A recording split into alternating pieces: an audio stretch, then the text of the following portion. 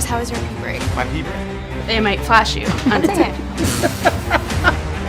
Random baby. Yeah. Well, thanks for having me. Quite an intro. Let's address the elephant in the room. That's not the elephant in the room. There's no elephant. Nobody cares. I, too, am a thought criminal. Good. Well, I like you already. Does this look like a girl who's joking around? No. Around? But how much do you actually understand money? Especially the new wave. Beauty or intelligence? When you unleash both, it is men's kryptonite. Welcome to Talk to Me, Taylor.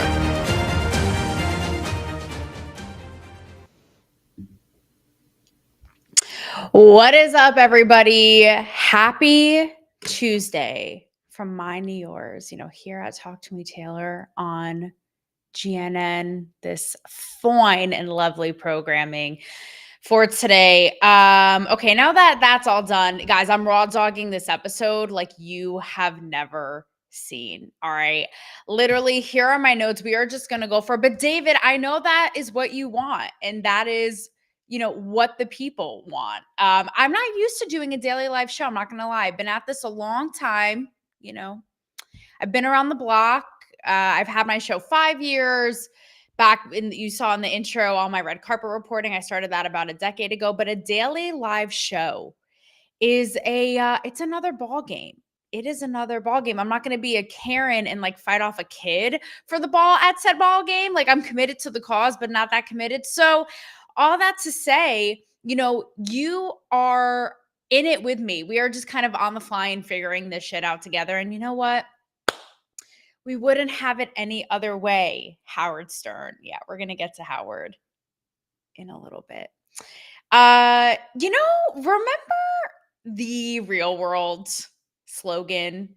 When are people going to stop being polite and start being real?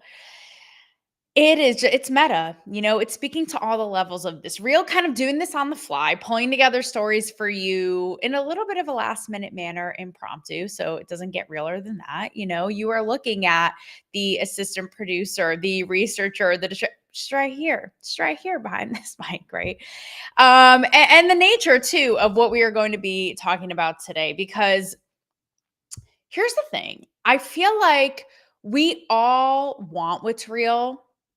We're over the glossy facade, whether it's the fake Instagram influencer. I mean, hell, you even have Kylie Jenner coming out. The Kardashians are the most tight-lipped bitches on the planet. And you have them even seeing how over everybody is with the fake, to where Kylie Jenner is like, okay, so here is the exact implant I got, the size, the date, the time, the latitude, longitude of when I got my breast implants. You're like, whoa, holy shit. This is coming from the girl whose lips went from microscopic to a circus clown. I mean, that not in an insulting the best way possible, and tried to insult our intelligence and tell us, no, I never did anything. I'm so against all of that. So, right, everybody's catching on to that we're not idiots and that we want what's real.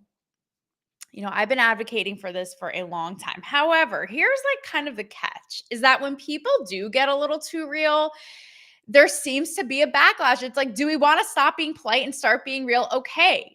Then if you can't take the heat, get out the kitchen, because I actually find it so amusing, so entertaining. And that's the thing. It's like, if we're going to ask for what's real, like me pulling this ass out of my show all of 36 minutes ago, then you got to take what that comes with. And here's a great example. Okay. Listen, guys, I'm proud of my Italian heritage. My mom, she's an off the boat Italiana, so I'm 50%, I may not look it, but I am. And I don't really know. There's an Italian reporter interviewing celebrities going viral right now. And I don't know. I'm like, does she speak for us Italian women? I really don't even know how to feel about this whole thing. Is she doing us proud? Is she doing us dirty? I'll tell you this, it is awkward and it is so entertaining. Okay. If you haven't seen this viral clip, and again, many of you, like my OGs, are super into the pop culture news. And those of you who are riding or dying for GNN, you guys are more perhaps crypto, finance, all this. But like all my stories, I'm not going to get into the weeds. It's not like celebrity tabloid gossip fodder. There's always a bigger point about our culture. Maybe it's cancel culture, free speech, whatever it is, wokeism, conservatism, and this is one of those stories. So you have this Italian reporter with her accent, with the whole thing. She is interviewing Andrew Garfield, Julia Roberts, and an actress from The Bear, a Black actress. Her name is, if I butcher this, my bad, Io Adibri. And so so awkward. I truly can't. The interviewer points this question in her Italian accent. She points this question to Andrew Garfield and Julia Roberts, the two white people in the room. And she literally just is giving zero negative fucks to be detected. And she's like, okay, so now that Black Lives Matter and Me Too is over, and all the political correctness, what is Hollywood going to look like now? Like, first of all, so awkward. I'm like, is this a language barrier thing? Again, is this just like an Italian thing about we just really don't give any fucks? I don't even know what to make of it. And it makes you think, why is she directing this at Andrew Garfield and Julia Roberts? Is it because here I'm going to give my Italian sister from another mister the benefit of the doubt here. Is it because the other actress is sort of new on the scene and Andrew Garfield and Julia Roberts are more like Hollywood vets, right? Because she's asking about these movements and especially asking about like, I could understand like not wanting the Black girl to answer about BLM, but the Me Too thing, why would she ask Julia Roberts that? Julia Roberts is a woman, right? For all intents and purposes, love Julia Roberts, but, well, her movies at least. Not sure about her politics. So that I'm giving her the benefit of the doubt. I'm going, she's not isolating this girl because she's a Black woman. Maybe it is just because those two, again, have been around the block longer in Hollywood. Wow. This is just so classic, quintessential Hollywood. And I saw it from the inside and I was calling out this machine, all the fakeness, all the virtue signaling, the lip service, the messaging from the inside. I was in this very reporter, God bless her. I was in her very seat this many of times. Okay. So what, all par for the course, exactly as expected, what happens, but Andrew Garfield and Julia Roberts have this knee jerk, like, no, like what, these movements haven't gone anywhere because what else are they going to do? Like they are in line like robots in this Hollywood machine because if they do, and no matter how fake it is, who knows how they actually feel in real life, but you bet your bottom dollar that they are going to be riding the movement of this horse like a mechanical bull down here in downtown Nashville, like they are at a bachelorette party of the ages, because that is what they are expected to do. And who gives a shit about all the people in the room, their entourage, their publicists, the movie studio, whatever. Again, same thing. They may deeply disagree with these movements, how stupid the PC culture is, what this Italian reporter was kind of getting at, but they are going to put their best acting faces on and act like they're going to die on these hills, guys, that these movements are the most important things ever. And that because we are Hollywood and that is what we do, right? Like being so out of touch with the every person. Again, no matter how fake it feels to them. So I thought it was hilarious that Andrew Garfield and Julia Roberts immediately like to get all like this knee jerk, like up and out, like sit up and they're like, oh, no. They have, to defend it. But you have the Black actress who inserts herself and she's like, and I give her credit for just being honest, but it's just the whole thing is so awkward. She's like, I know that this question probably wasn't directed at me, but she goes on this whole thing. I don't think these movements have gone anywhere. However, people are really doing their part to make a difference. Maybe they won't include as many hashtags, this, that, the other thing, but they're still here and they're still going strong. And Andrew Garfield and Julia Roberts are just literally bewildered, verklempt, and just trying to save face in any which way, like just literally trying to take any SpaceX ship immediately the fuck out of this situation because how it could make them look. Again, they have to ride or die for the Hollywood cause if it is the last thing they do.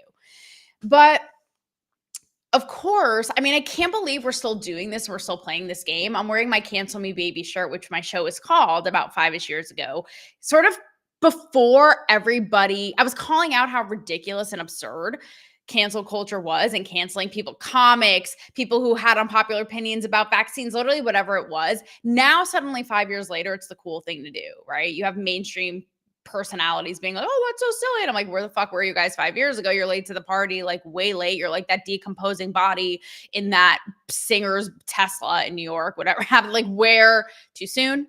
No. Where have you been?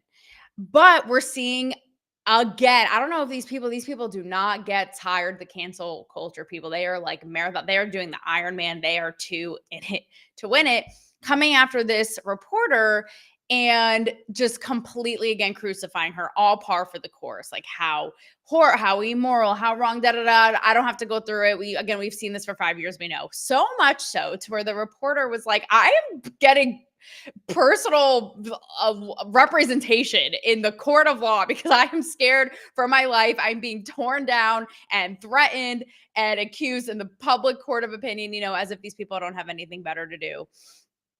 When, yes, it's awkward, but again, this is a society that wants what's real and authentic. And I feel like this little slip up is something that could easily happen in real life. So either we publicly go after this girl like she's goddamn Hester Prynne, like the second coming, or we can just laugh at how awkward this entire thing was and be like, you know what? People are allowed to slip up, make mistakes. If this even was one, who knows where she was coming at? Again, maybe it was she was directing it at these two for that very reason. I don't know. If you guys know the story, let me know what you think in the comments.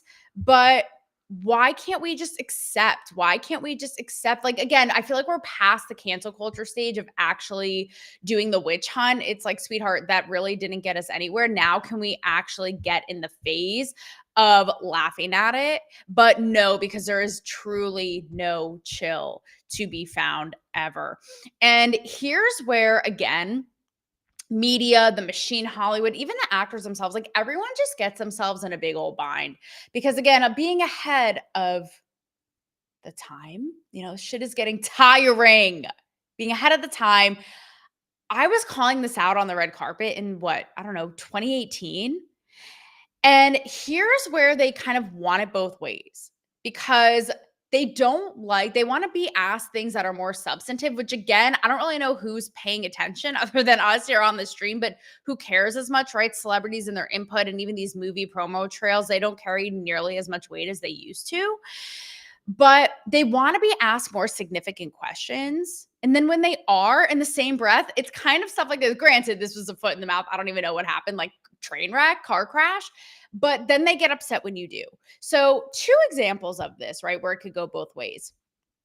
I interviewed Nico Santa. I have to look it up. Oh my God, it's slipping my brain right now. This is the nature of live. It comes in, it comes out. It's like Ferris Bueller. It moves pretty fast. If you don't catch it, you might miss it. Same thing with my brain cells.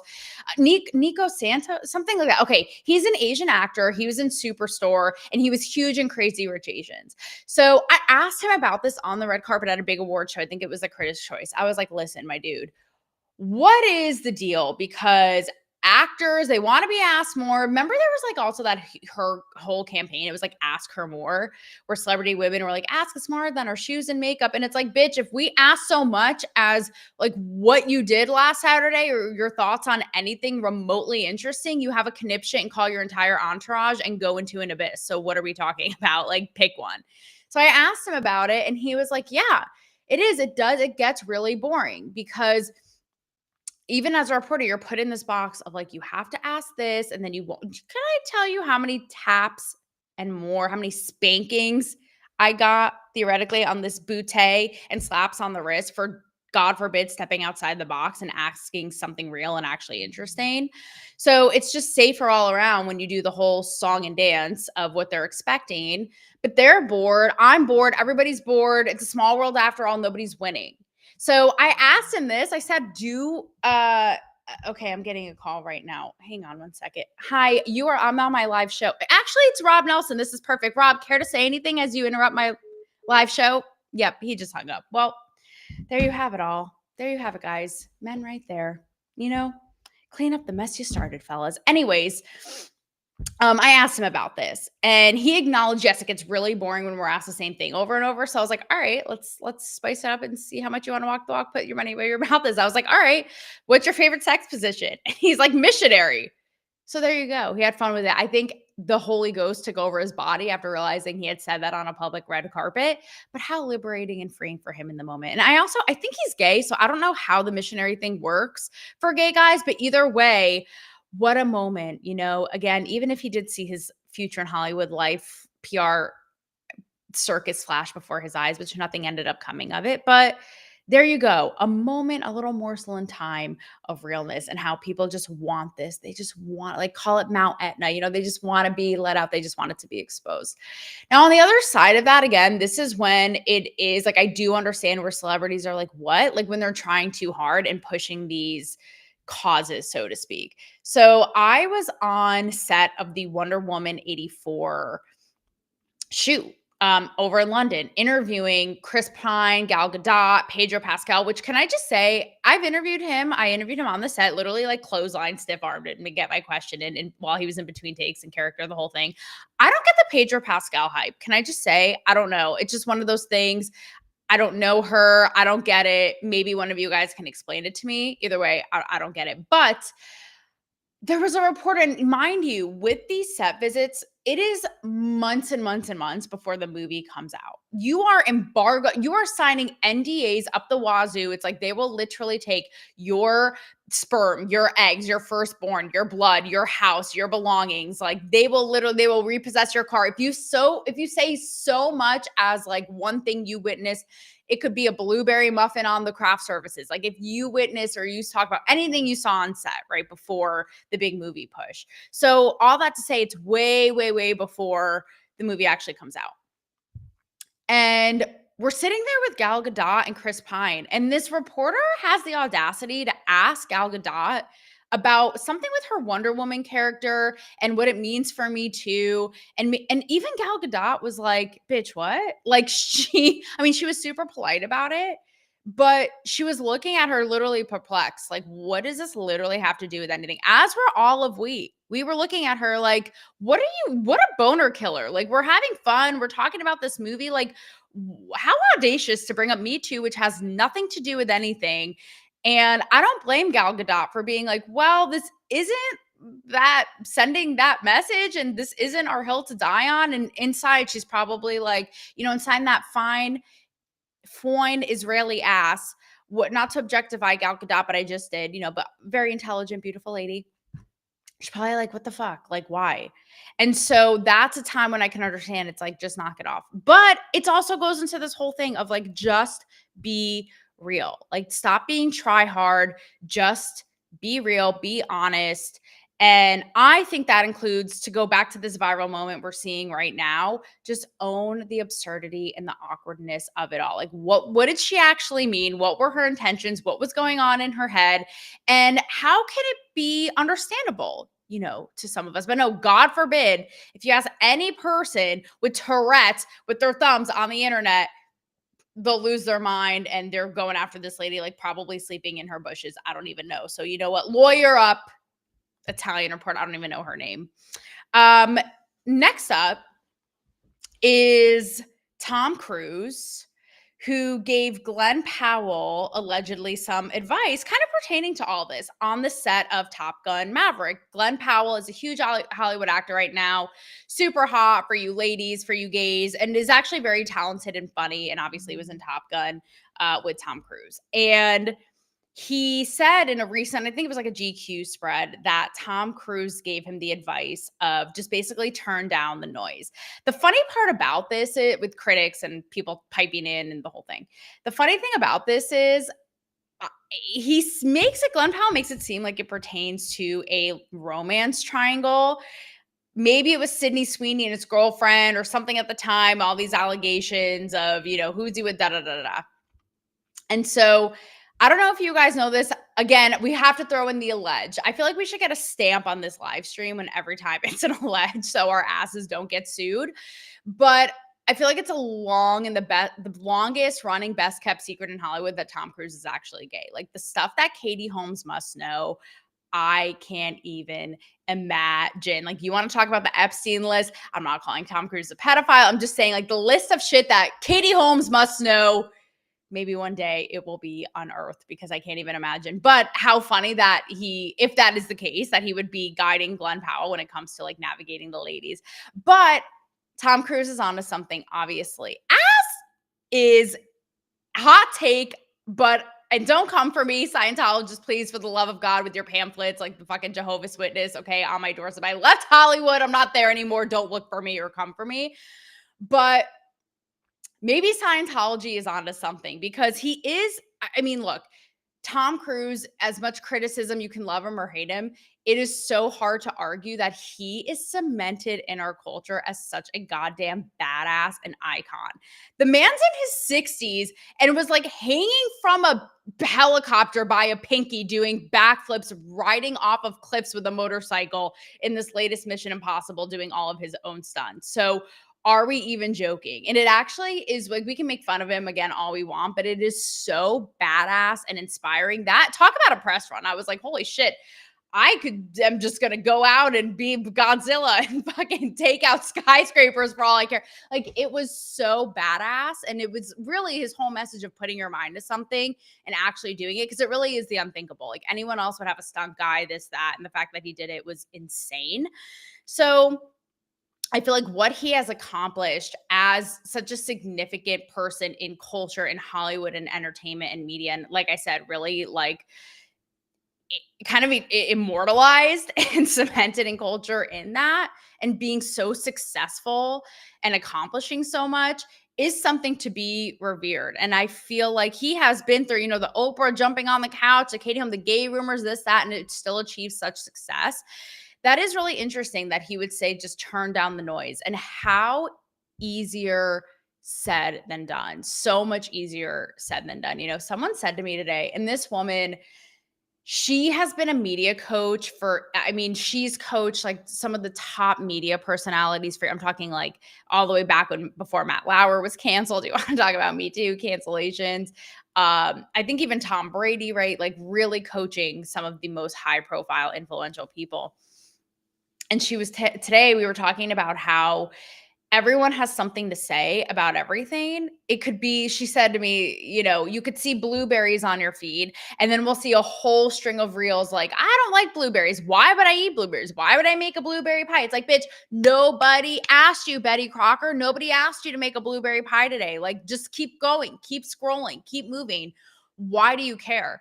And it is entitlement culture at its finest. Like, Sally, nobody cares how you feel about blueberries. Nobody cares how you feel about raspberries. Guess what? You're at Publix. Keep on going in the aisle. You don't have to buy them, lady. But it's this incessant need to chime in on everything.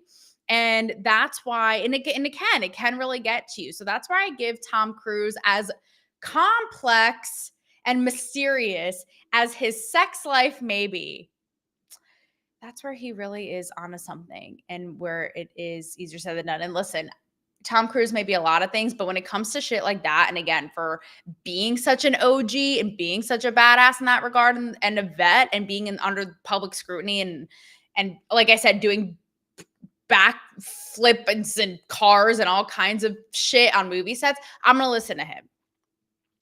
Which brings me to Ryan Reynolds. This story, I don't even know. There's some stories that I'm like, why is this even a story? But when you talk about or think about you turning down the noise and hearing the critics and hearing the haters, again, another controversial one, especially after the whole Blake Lively, Justin Baldoni dysfunction, and where Ryan Reynolds played a part in it, and all that aside, right? Because I got my sneaky suspicions about that shit. But there was a story about how Ryan Reynolds was on a movie set, and I guess this other person was more of like a conservative MAGA right-leaning person. And for shits and giggles, Ryan Reynolds was like, let's switch phones and look at each other's algorithms and just compare, kind of in on and acknowledging how algorithms are their own circle jerk to our confirmation bias, to what we want to see. And I think that, it kind of is like the first story. Like, okay, it's real. Let's own it. Again, it's awkward. We know it's out there. We're not, guys, Come on, don't let this blonde take over. We can't all be playing dumb blondes here. We know what the algorithm is doing. We know that it's politicized. We know it gets people emotionally charged and fired up. Why are we going to pretend? Stop being polite and start being real. I see Deborah being real on Facebook. I see George being real on Twitter with their beliefs here. That why are we going to act otherwise? Like, let's cut the shit. We all know what's going on. So I think it's interesting to be like, we're not going to play stupid and play dumb. Like, oh, what? It's toying with us? No, it's like, let's show and tell. Let's see the difference in the algorithms. And the reason this became a story is because Ryan Reynolds was defending it. Like, again, why is this a story? Why is he defending it? This is just common sense, something that we all have the wherewithal to know and should be doing, but also defending, I'm not by any means a MAGA right-leaning extreme in that way. Again, just on this Hollywood merry-go-round of like the group think. It's just so tired. It's like, y'all, you guys are sending me into a geriatric home early. I am tired and old from all of this. Who cares? Who cares? So the fact that he even has to defend, like, no, but I'm not MAGA. I'm not a thing. And I get it. It's because the left is so hostile and angry and crotchety and has their panties so far up their buttholes, like so in a wad and uptight. But again, stop being polite and start being real. Who cares? Why is this a story? And Ryan Reynolds should be like, you know what? You guys all could benefit from doing this, actually. So common sense has left the building. Okay, last little bits here before we wrap on this merry-go-round on a Tuesday. Don't even know what's happening. Don't know where we're going. We don't need roads, but we do need this microphone. Okay. Andy Cohen and Howard Stern, this whole little stint they pulled. So, you talk about being real, and I get it. We're an evolving, we're going to get philosophical. Like, we're an evolving society. And Howard Stern may have evolved so hard that he's evolved out of the revolving door that is Sirius XM. I don't know. These rumors have been going on that the show isn't performing and that he's getting the boot. And it's been this whole he said, she said. I think the CEO of Sirius stepped in at one point. Like, no one knows what the fuck is going on, right? So it's been, speculated that Howard Stern is leaving his show. And Howard Stern, obviously OG, like radio vet, shock jock in his old age days. Well, now he's in his old age. I don't know that it's holding up. We shall see. And so Andy Cohen, who you guys may know, he's like the face of Bravo and the Housewives and all this, pulled a quote prank. April Fools came early or late. I actually think neither, because this really wasn't funny. Being in Howard's seat and saying, I know you're all looking for Howard, but I'm taking over his show. It's me, Andy, hardy har har. And then Howard Stern came in with Robin and clarified, like, no, we're just joking. And, I'm not going anywhere. And I wanted to retire, but now I can't because I have a point to prove. And by the way, I had other companies reach out to me saying, we'll scoop you if Sirius believes you and da-da-da. Okay. Howard Stern is somebody who I actually really kind of revered and looked up to pursuing this path. Funny enough, even when I describe David Gokhshtein, who owns this network, I always tell people he almost has that like old school Howard Stern rough around the edges, right? Again, stop being polite and start being real. We want that. Howard Stern, old school Howard Stern, was neither polite. He was not polite, but he was real. He was stop being polite and start being real. I saw this resurface. It takes a lot to make me feel a little something. I saw this resurface clip, okay? I shit you not, where he was doing, it was like a beauty pageant in reverse, where he had these girls. It was like the Butterface competition. I'm not even kidding. On a stage with a studio whole audience, like you would think that this was American Idol for humiliation and abuse. And these girls would have these really hot bodies with literal paper bags over their heads, and they would take the paper bags off of their heads, and the audience, men, women, they would react like, like literally as if it were Frankenstein. Okay.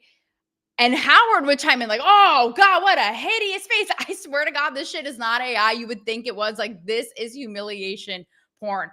That shit is to be psychoanalyzed at another day. But you talk about from that to where he is now, like playing patty cake with all of these celebrities. And I'm not gonna lie, there's a part of me, and I've asked this often, like, is Howard Stern, is it like the Alex Cooper call her daddy thing? Like, are they just the most genius ever? And they knew exactly what they were doing with the raunchy, explicit, over the top, inappropriate sex talk, whereas now they can do whatever they want to do.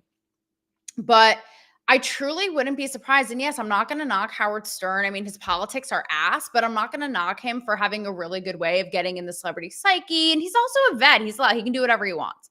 So he gets them to open up and tell their stories. But it makes me wonder, and I've always thought this, like, there is just that part of the old school shock jock. Maybe it was never who he really was. Maybe it was just genius business and marketing. Again, the IG model OnlyFans before its time. But I really miss some of that. I really, really miss some of that. And again, maybe he just evolved and this was always the person he was and yada, yada. But I really think if some of that were still intact, maybe his base would be not so old and would be a little more. I don't know. I know his stance on, he's gone so left. He's gone so opposite of, what he used to be. I mean, he would be like the FCC's biggest nightmare. They were like on his ass all the time. And now it's like kind of goody two shoes.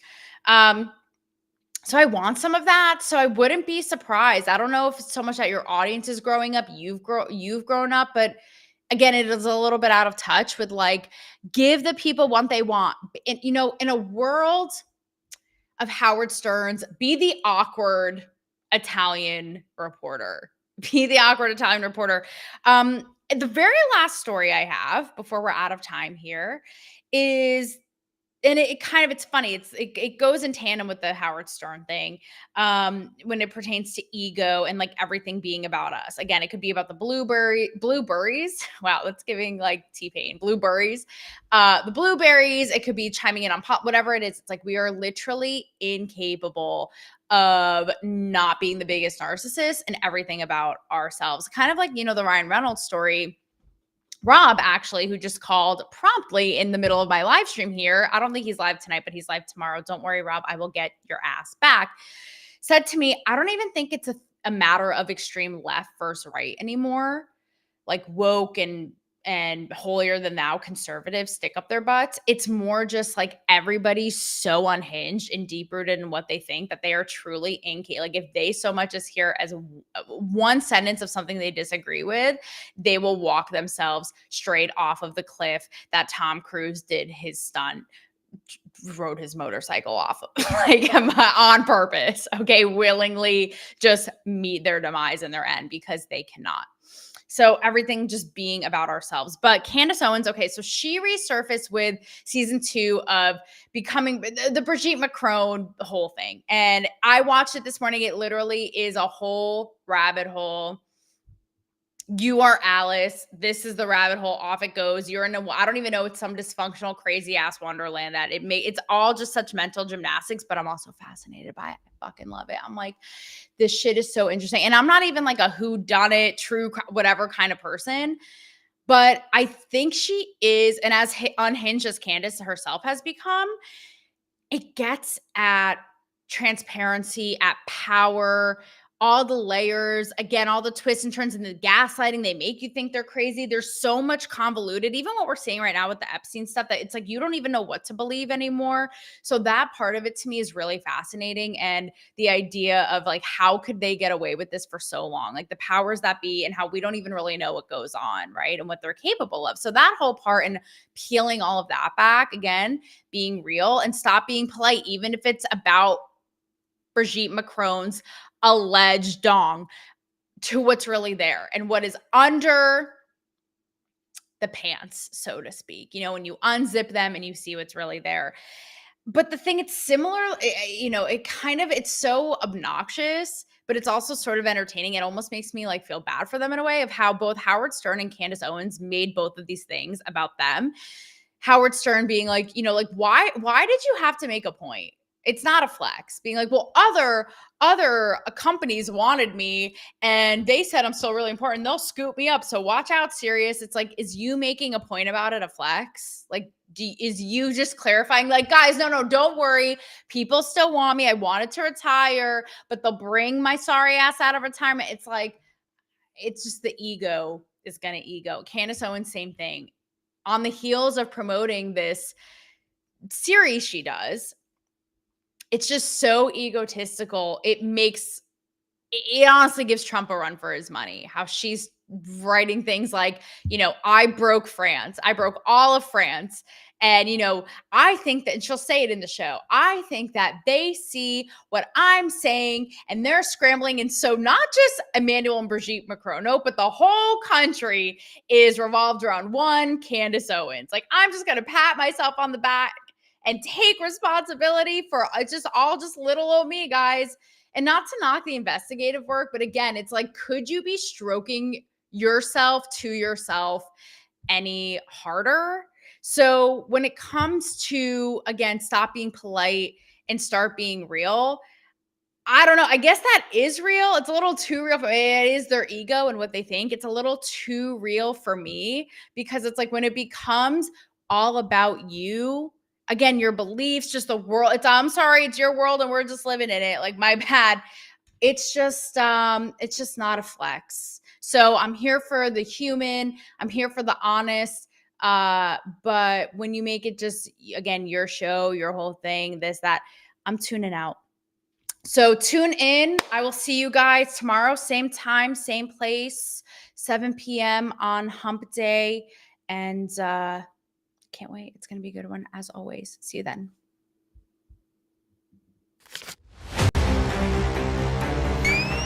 Chris, how was your pee break? My pee break. They might flash you.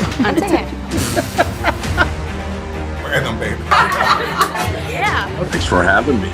Quite an intro. Let's address the elephant in the room. That's not the elephant in the room. There's no elephant. Nobody cares. And I too am a thought criminal. Good. Well, I like you already. Does this look like a girl who's joking around? No. Around? But how much do you actually understand money? Especially the new wave. Beauty or intelligence? When you unleash both, it is men's kryptonite. Welcome to Talk to Me, Taylor.